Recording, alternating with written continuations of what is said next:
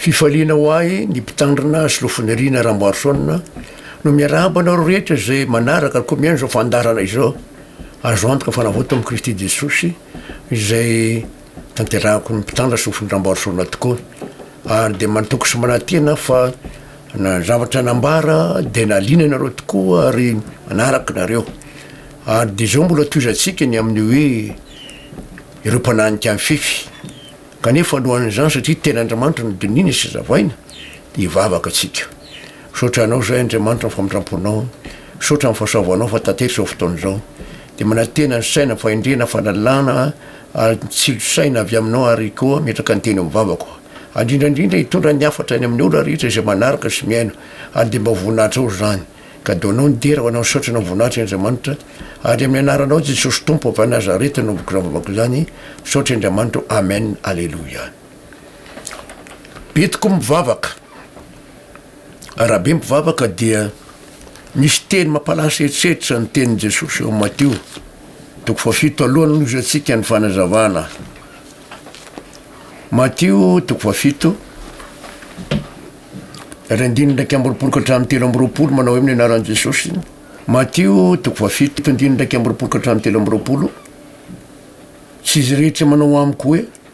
tompoko no hiditra fanjakany lanitra fa zay manao ny sitrapony ndraiky zay ny an-danitra maro anao amiko am'izany andro zany hoe tompoko tsy efa naminany taminareo va izahay tsy efa namoaka 10 minutes taminaranao va izahay tsy efa nanao ACB taminareo va izahay de ambara koa maromarona hoe tsy mba fantatra akory ianareo hatrehatr'izay miala amiko nareo mpanao meloka eo tsika de mahita andreo hoe nahoana moa Jesosy ny teny hoe miala amiko nareo mpanao meloka izy ireo tena mivavaka mafana fo saingy zao mety anisan'le olona mananika amin'ny fify ale mpananika amin'ny fify zay zany a Jesosy ny teny hoe araka voalaza ao amin'ny Jana 4:10 zaho ny lalana sy famarinana ary fiainana tsy misy mankany amin'ray fa tsy amin'ny alalako de izy koa nilaza fa hoe zaho ny vavahady nondry ary mba zona miditra amin'ny vala izy ihany ny vala de tsy maintsy miditra ny zavavahady zany ko rehefa tsy miditra amin'ny vavahady de mananika amin'ny fify araka voalaza ny Jauna toko 10 de famvakitsika nefa tiako averina mahatonga ny lohateny hoe reo mpananika amin'ny fify Jauna toko 10 voalohany amin'ny anaran'i Jesosy manao hoe lazaiko aminareo mara de mara tokoa fa zay tsy miditra amin'ny vavahady ho amin'ny vala nondry fa mananika amin'ny fify de ho anao izy mpangalatra sy jiolahy mazava tsara eto hoe reo zay tsy miditra amin'ny vavahady ho amin'ny valanondry fa mananika amin'ny fify dia mpangalatra sy jiolahy zay zany fandeny ka misy zany olona tsy miditra amin'ny vavahady tsy miditra amin'ny vavahady mihitsy zany de mananika amin'ny fify izy ny teny farany zay nydinitsika teto farany de tomy Romanina toko 12 tiako hoverenana Romanina toko 12:1 vakitsika aminaran'i Jesosy manao hoe raha avy amin'ny fahasoavana izany de tsy avy amin'ny asa intsony fa raha izany de tsy fahasoavana intsony ny fahasoavana Baiboly de milaza amin'ny Efesiana toko 2 any andininy 15 fa fahasoavana namonjena nareo amin'ny finoana tsy avy aminareo zao fanomeza avy amin'Andriamanitra amin'ny Efesiana toko 2 ary andininy 5 no ahitantsika an'izay zavatra tiako vakina ihany zay zavateny zay mba tsy hampananina antsika hoe ahoana marina zany Efesiana toko 2 andininy 5 amin'ny anaran'i Jesosy manao hoe no de fonimbola maty fahadosoana sika dia navelantsika ndraika tamin'i Kristy fahasoavana amonjenareo ary niara-natsangatsika ary napetra ny an-danitra ao amin'ny Kristy Jesosy de misy teny hoe fahasoavana namonjena anareo no zany tsy avy amin'ny asa fizahantsika fa fanomezan'Andriamanitra de toy atsika koa ao amin'ny Efesiana toko 2 andininy 8 satria raha vao tsy fahasoavana de mananika amin'ny fify ny olona ovakitsika ary ny Efesiana toko 2 andininy 8 sy 9 manao hoe amin'ny anaran'i Jesosy Kristy Tompo fa fahasoavana namonjenareo amin'ny finoana ary tsy avy aminareo zany fanomeza avy amin'ny Andriamanitra tsy avy amin'ny asa fa andreo misy mirere. Maraka toko fena amby folo andininy 5 sena amby folo. Maraka toko fena amby folo andininy 5 folo amin'ny anaran'i Jesosy. Aro izy taminy mandehanany am'izao tontolo zao nareo ka mitoriny filazany tsara olombelona rehetra. Zay misy atao batisa no vonjena fa zay tsy mety mino no elohana. Misy olona zany a tsy mbola nampianarina akory de hoe mainka atao batisa fa mbo te voavonjy fotsiny izy araka teny hoe zay misy atao batisa no vonjena de lasa izy avy de manaiky atao batisa. Tsy izy fa lasa mananika ny fefy. Tsy mety mihitsy raha sampianarina ny olona zay vao atao batisa fa bezaky no avy de mainky atao batisa fotsiny. Zavaitsika zany ao amin'ny Mateo toko valo amby roapolo ary ny andininy 7 no manazava an'izany. Fa tsy maintsy ampianarina ny olona. Zao ary vakitsika amin'ny anaran'i Jesosy manao hoe Mateo 7:7 koa mandehana ianareo de ataovy mpianatra amin'ny firenena rehetra manao batisa azy amin'ny anaran'ny Ray sy ny Zanaka ary ny fanamasina. Tsy maintsy ampianarina mihitsy aloha ny olona fa mino izy mahafantatra fa manino zay vao atao batisa. Zay zany ny tena izy. De tahaka zany keo raha mandenitsika ny ten'Andriamanitra ao Marka toko 2:4. Marka toko 2:4 amin'ny anaran'i Jesosy manao hoe de niseho John zay nanao batisa tany an'efitra ka nitory ny batisa ny fibebahana ho amin'ny famelan-keloka. Etsika de mahita hoe batisa ny fibebahana ho amin'ny famelan-keloka. Kanefa ankehitriny mananika ny fefy ny akabeazan'ny fiangonana. Zazakely tsy mbola mitady famelan-keloka, tsisy fibebahana satria batisa ny fibebahana ho amin'ny famelan-keloka de atao batisa. Raha indray batisa tetea rano ny loha. De zay hoe mananika ny fefitra zany. Tsy araka ny ten'Andriamanitra mihitsy ka tokony ho dinihina hoe tokony anaraka zay voalaza am-Baiboly satria Jesosy 30 taona Jesosy vao natao batisa ary tiantsika zany mba hanaraka izay hevony zany. Misy indray Mateo toko 7 any andininy vakitsika ny andininy 7. Mateo toko 7 any andininy 7 amin'ny anaran'i Jesosy manao hoe anony nakita ny fariseo sy ny sadoseo maro nanatona ny batisany izy de hoy izy taminy ry taranaka menarana iza nanorevitra nareo handositra ny fahatezerana ho avy koa mibeba koa mamoaza voa miendriky ny fibebahana ianareo. Eto zany reo mpitondra fivavahana mpendraiky fariseo sy sadoseo nanatona ny batisany Jauna de nahagaga fa meny Jauna batisa tsiny izy ireo hoe iza no nanorevitra nareo handositra ny fahatezerana ho avy ry taranaky ny menarana. Lazany hoe ry taranaky ny menarana ozy zany reo mpitondra fivavahana fariseo sy sadoseo zany de mpananika amin'ny fefy ka nolazainy hoe taranaky ny menarana ary ratsy zany hoe taranaky ny menarana zany. Tena nampalahelo fa ny tena ary izy hoe koa mamoaza voa mendriky fibebahana ianareo. Tsy mety hibebaka reo satria izy efa minevitra ny tena hoe olona marina. Izy ireo de efa minevitra ny tena olo marina tsy misy tsiny anika na tonga ny Jauna mpanao batisa ny teny hoe ry taranaky menarana. Olona mpananika amin'ny fefitra zany. Betsaka zany ny mpitandrina na dekôlina na olona mpandray mifanasan'ny tompo lasa mpananika amin'ny fefitra satria mana mari-tena be loatra. Zany de tena favoazana. Tsy hamaky teny any amin'ny tantarany any amin'ny Samuel any ny tantarany mpanjaka anankiray hoe Saoly. I Saoly io de voaosotra ho mpanjaka. Samuel mihitsy nanositra azy ho mpanjaka. Hitanareo any amin'ny Samuel voalohany toko 10 zany. Saingy zao na de voafidin'Andriamanitra azy Saoly mpanjaka de tsy mba nanaraka ny ten'Andriamanitra mihitsy izy fa tsy nanatanteraka araka ny tokony ho izy izy. Vakitsika ngeny nanosorany Samuel azy ho mpanjaka. Samuel voalohany toko 10 voalohany sy 2 ihany vakitsika amin'ny arantsosona hoe ary Samuel nitondra tavoara feno dililo ka nanidina ny dililo teo andohan'ny Saoly dia nanoroka azy ka nanao hoe tsy nanosotranao ho vai ave mba ho mpanjaka ny lovany jereo tsara eto andriamanitra mihitsy zany naniraka ny Samuel anolinao zay ary izy io a de nandray fanamasina zao voalaza ery amin'ny andininy fahavalo Samuel voalohany toko fahafolo andininy fahavalo misy teny hoe ary raha vo niody niala tamin'ny Samuel izy Saoly zany de nomen'Andriamanitra fo vaovao ary tonga avokoa andro zay ihany reo famantarana rehetra ireo ary Saoly aza voareo amin'ny andininy fahafolo de hoe dia nilatsaka tamin'ny Saoly ny fahanan'Andriamanitra ka naminany teo amin'izy ireo izy naminany niaraka tamin'ireo mpaminany zay naray di hitantsika fa naminany io dia nandray ny fanamasina azay nahatonga Jesosy niteny hoe zay mahatratra amin'ny farany vonjeny satria misy olona efa tena mandray ny fanamasina nefa mbola mananika amin'ny fify ny ran'Andriamanitra izy io a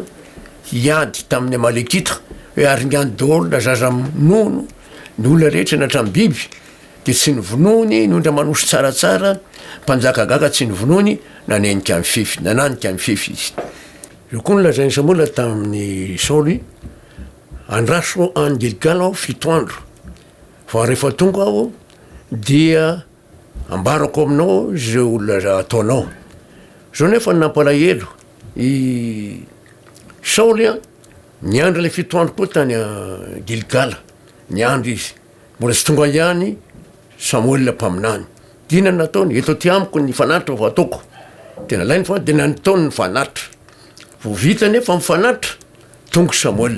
de niteny taminy hoe iny ty ataonao nanao adaly anao fa tsy nanaraka ny teny Andriamanitra fa raha tsy zany de naharitra amin'ny fanjakanao zay zany nataony Samuel tamin'ny Saoly mpanjaka raha dininy eto zany zao nananika amin'ny fihefiko Saoly satria nahoana tsy naharitra tsy nanaraka ny teny Andriamanitra raha tsy nana faharetana zay zany nampananika amin'ny fefy azy rehefa nanao an'izay izy a indro nananika amin'ny fefy de solon'Andriamanitra tao aminy fanamasina de tsy namaly azy tsony Andriamanitra tsy niaino azy tsony Andriamanitra dinandray nataon'ny Saoly mpanjaka lasa ndray izy nandeana amin'ny vehivavy tsindrin-javatra manao azo tsindrin-javatra de nanontany hoe manao ny Samuel izay nananika amin'ny fefy izy vokatra zany a rehefa niady tamin'ny Filistiny izy de maty ny zanany Jonatana de izy koa maty namony tena nampalahelo Saoly mpanjaka io satria nohony izy nananika amin'ny fefy de tsy niaino azy tsony Andriamanitra sady tsy namaly azy de tahaka zay koa zany akabeaza olona miteny hoe misy olona manatona nahoana pasteur ny tsy mba miaino ny fivavahanay Andriamanitra tsotra mivalina manontany an'zareo aho hoe miova ve ny didy folo tsy miova ny didy folo ka ay raha tsy miova ny didy folo nahoana nareo manova azy ahoana anao nareo miangona lahady sabata nge andro sabotsy mahatsiarova ny andro sabata na maso azy de manova didy folo nareo zany nefa hoe tsy azo ovany io manarakaraka ny batitra efa ndresana to hoe mibatitra ny fibebano afameliny keliko nefa zazakely tsisy sady ray tsy azosokany anaty rano tsy batisa zany azay ny mahatonga ny olona hoe tsy mianao fivavahana Andriamanitra satria nao ahoana mananika amin'ny fefy izy ary misy koa mpitondra fivavahana anankiray zay jerentsika ny amin'ny jaolina toko faraky amby folo de ahitantsika hoe izy akoza mpitondra fivavahana mananika amin'ny fefy zany jaona raiky amby folo nanomboka amindiny 7 ka hatramin'ny 12 jaona raiky amby folo nindininy 7 ka hatramin'ny 12 amin'ny alan'ny Jesosy manao hoe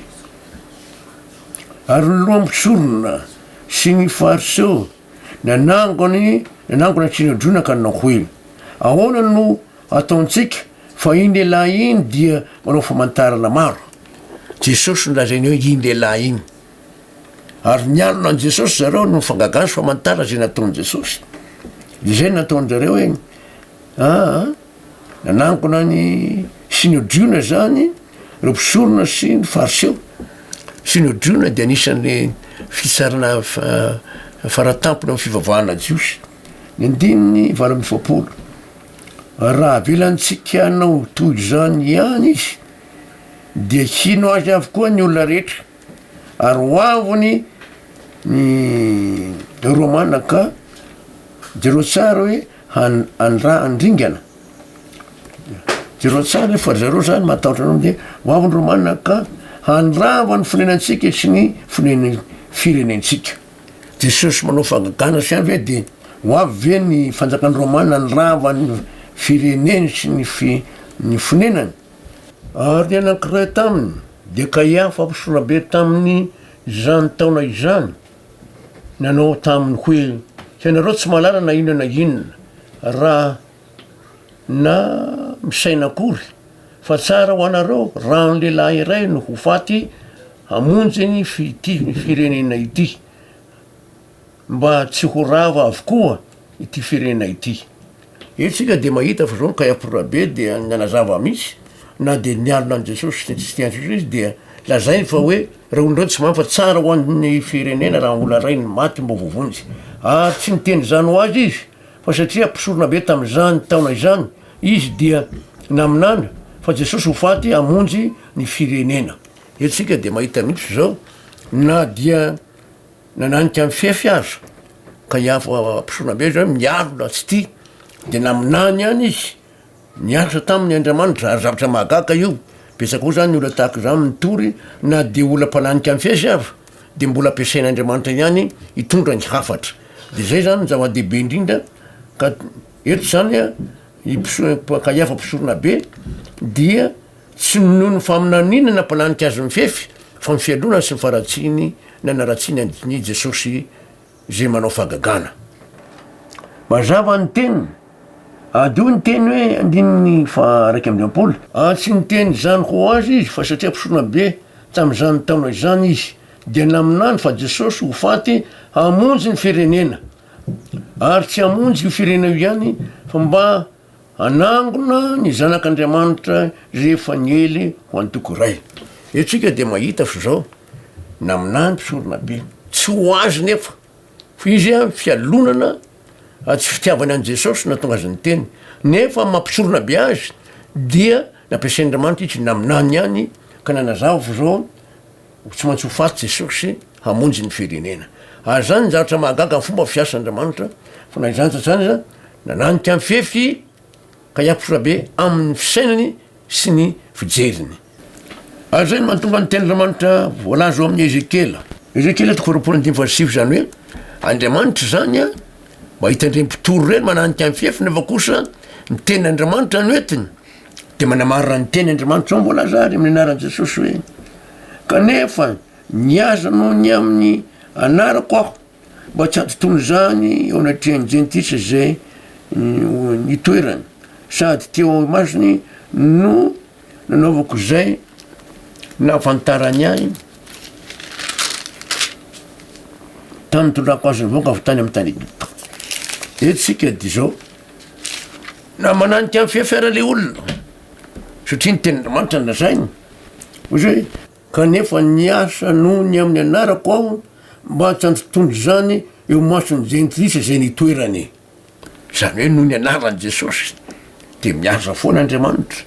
tsy milaza zany hoe mpampon'Andriamanitra aloha fa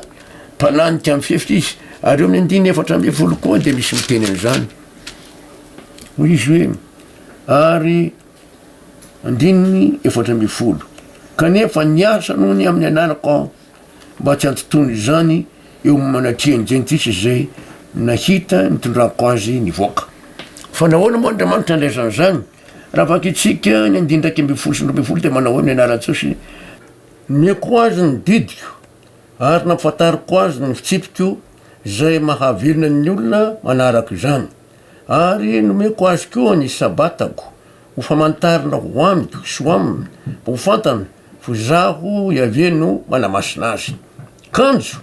niodina tamiko tany anefitra ihany ny taranak'Israely ka tsy nandeha araky ny didiko izy fa nanamavo ny fitsipiko zay mahavelona ny olona manaraka izany ary nandoto de nandoto ny sabatako izy de hoy zaho haidiko aminy any anefitra ny fahatezerako hahalany ringa anazy kanefa miasa noho ny amin'ny anarako aho mba tsy antontondry zany eo anatrehan'ny jentitra zay nahita nitondrako azy nivoaka. Eto dia Andriamanitra misy no miteny tsy nanaraka ny tena zany k'Isaely tsy nitandrandidindrina ny sabata dia eto fa mananika amin'ny fefimitsy zany kiritria Andriamanitra miteny hoe na de nanao zany tsy nanaraka reo miasa ihany aho noho ny anarako masina mba tsy anotondry zany ohatrehan'ny jentisy nahita nitondrako azy nivoaka. Eto zany tsika de mahita mihitsy fa tena Andriamanitra de manamarra ny teniny foana fa ny olona ny mananika amin'ny fefy ary zay manaka am'zay de tsy mety tantara ny resako aminareo moa fa nisy zazavavy nitory ary efa nitory izy de jilamboto moa mijendeeo de hoe aiky jereo tianao ianao mba mianatra mitoritory anay manandray nefa jereo ny akanjonao satria fohy tanana ny akanjon'le zazavavy de nanangan-tanana izy de jereo fa miseho ny helikao zao de tsy mbola zavy anao de mba hitoritory aminay de nitory any zazavavy de mbola nitenindray reo olona zay miainao azy le jilamboto moa zany tiako resahana tilovolahy ianao mba mianatra mitoritory aminay nefa tsy mba jerenao koa ny tenanao fa ianao raha jereo fa mipataloha anao nefa mitory aminay de nahaino an'izay le vavy de nandeha satria mibaibo moa de miteny hoe aoka ny lehilahy tsy hanao fitafiam-behivavy ary vehivavy tsy hanao fitafian-dehilahy kanefa ty vehivavy ty mandeha mitory de nanao pataloha de zay ny tenenandreo tovolahy zay teo hoe jilamboto azy de menatra le vehivavy de farany de nijanona tamin'ny fitorina de lasa nandeha. Zay koa zany fa zao mananika amin'ny fefy le vehivavy voalohany indrindra teo am'le fomba fitafy le vehivavy no nananika amin'ny fefy satria Andriamanitra de fa niteny mihitsy aoka ny lehilahy tsy hanao fitafiam-behivavy ary vehivavy tsy hanao fitafian-dehilahy de menatra moa izy de niala teo amin'ny fitorina fa tsy nanao le fitorina tsony de lasa nandeha. Jereo fa ny olona avy any ivelanay zany no mitsara araky ny tenindreo tovolahy reo zany hono izy mba mitory aminay nefa ny fefitafiny aza jereo ty izy betsaka ny olona ohatr'zay tenitenen'ny olona ianao mba miteniteny anay nefa ianao aza tsy mandinika ny tenanao akory. Zay zany ny zavatra nitranga tamin'izay fotoan'zay zay mahatonga anteny hoe miasa ao Andriamanitra no ny anarako mba tsy antontony zany eo anatrehan'ny jentilisa zay nitoerako. Vakitsika indray ny Korintiana voalohany toko 10:10 ary 9:7. Korintiana voalohany toko 10:10 ary 9:7. Vakitsika amin'arany Jesosy manao hoe raha ny am'izao fiainana zao ihany no anantenantsika ny Kristy de manitra indrindra noho ny olona raketra itsika. Misy olona mitory ka milaza hoe raha mivavaka nareo ma de ty mety mahazo trano, mety mahazo vady, zanaka ka tsara karama nareo mizay andretrarehetra betsaka ny zavatra toriny ao tsy miresaka famonjena mihitsy na fanavotana nefa mba Jesosy niteny hoe katsaolo mifanjakany sy mifamarinany dia nampy ho anareo zany rehetra zany fa le mpitory kosa de momba ny any tombotsoa am'izao fiainana zao araky le teny Andriamanitra hoe raha ny am'izao fiainana zao ihany no antenantsika ny Kristy de manitra indrindra noho ny olona rehetra itsika. De zay zany lasa mananika amin'ny fefy le mpitory ary raha mpiangona koa ary lasa mananika amin'ny fefy fa tsy tena mitady le famonjena fa nitombotsoa eto am'ty tany ty ihany. Betsaka ny manao zany tena mampalahelo satria tsy malala zay ataony. Misy ara mitory de raha mame vola be nareo izy de tahin'Andriamanitra mbo ambina nareo de misy olona nanao an'zany de manan-karena aloha de anome 200 millions ary nanampy le fiangonana amin'ny fitorina nefa narary olona io kanefa tsy sitrana mihitsy de olona avy am'mpiangona amin'tinay no tovolahy kely no nametra tany Jean Claude ny anarany nametra tany anoho de sitrana mara satria re olonreo nandray ny afatra de zao le olona lasa mitory any andafy any tory ny teny Andriamanitra ary betsaka no nasitrana araky ny fanambarana tsy anonona ny anaran'le tanàna fa de manahira fa zay izy hoe be no olona sitrana satria nandray ny hafatra zany olona izany. Soratsika Andriamanitra fa mandrak'izay ny famindram-pony ary mba tsy tonga antsika mananika amin'ny fefy no anambarana zany satria efa ho avy Jesosy ka mba hiomana. Alohan'ny amarana azy de vakitsika ny famanitsika 20 andininy 20 sy 20 amin'aratosona hoe zao de manambara zay rehetra mandre ny teny ny faminanina am'ty raha misy manampy ireo Andriamanitra nampy reo loza hosotra eto anatin'ity boky ity ho azy. Raha misy manaitra amin'ny teny amin'ny boky ny faminina ity dia isoron'Andriamanitra ny anjarany amin'ny hazonaina sy amin'ny tanàna masina. De zay voasoritra, zay zavatra voasoritra eto amatin'ity boky ity. Eto fa te lasa mananika amin'ny fefy mihitsy raha va misy manampy ny teny, raha misy manaitra. Andriamanitra nombo antsika dia hivavaka tsika. Sotranao zay Andriamanitra ny famindramponao na sonana rava ny amin'ny hoe mpananika amin'ny fefy. Adina zao mba tonga anay atsapa tsara fa ary fanaraka tsara amin'ny sitraponao mba tonga anay voamolentsena ny Jesosy amindreo ny lanitra satria tsy hananika fefy zay am'zany. Ka dia ankalazainao mena voninahitra Andriamanitra satria avy aminao ny teny sy ny afatra rehetra. Amin'ny anaran'i Jesosy Tompo sy ny amin'ny finoana ny rano voko zavavako zany, misaotra Andriamanitra, amen, alleluia. De manaovy ny mahafinaritra an'ilay tompoko fa sao Andriamanitra amintsika amanaraka ny rainy toizantsika amin'ny fampianarana, velono mandram-peona tompoko, amen.